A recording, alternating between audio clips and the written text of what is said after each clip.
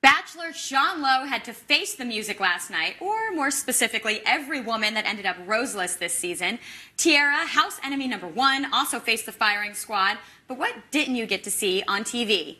Our culture editor, Tara Block, is joining me. Now, you were there for the taping of the Women Tell All episode, so you saw some of the stuff that we actually missed last night. Yeah, so I was there for 7 hours, and only 2 hours made it. So obviously there was a lot that they didn't show. Okay, so all eyes were on Tierra. Everyone wanted to see what it would be like when she showed up. And she kind of played the victim. She was very sweet. Let's check out the clip.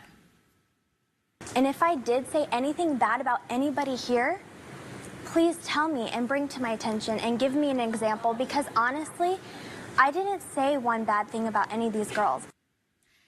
I mean, you're just getting lots of people shaking their heads, even audience members. I don't think anyone's really buying it. And that's not the whole story, right? Yeah, so she had some kind of underhanded comments, but her really harshest words they took out and they didn't show. And so for one thing, she said to Chris Harrison's face that she's not a fan of The Bachelor. The blasphemy. I mean, how could she do that? But then what was really, kind of shocked the audience was when Chris asked her if she was falling in love with Sean.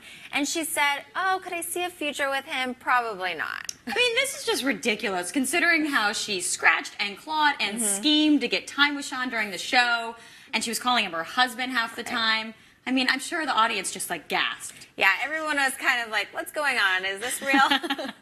Okay, so Selma actually confronted Tierra a lot during the show that we saw last night. Was kind of pushing her and talking to her about what happened during the season.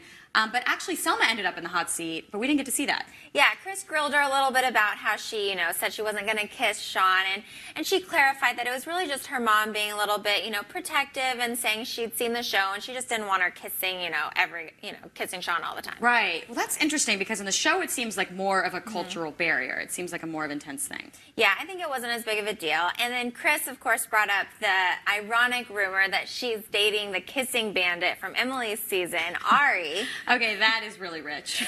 And her response was no comment, but she was starting to blush. She had her hands up on her cheeks. And Chris said, I think that your blushing cheeks are common enough. Well, I mean, if you don't win the Bachelor or Bachelorette, there's just this great dating pool. Everyone's just inter-Bachelor dating. Yeah, I think it happens a lot. Okay, so there's a lot of chaos that goes down in the season, but not everyone was prepared for it.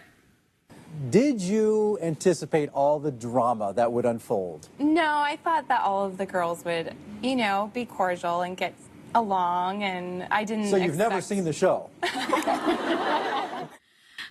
Yeah, Des seems a little naive there, because obviously there's a lot of stress and tension in the house, and you saw that come out while you were there. Yeah, the girls talked a little bit about how hard it was always having a camera there, and Sarah even said sometimes you just want to be in your room by yourself, and you just can't do that.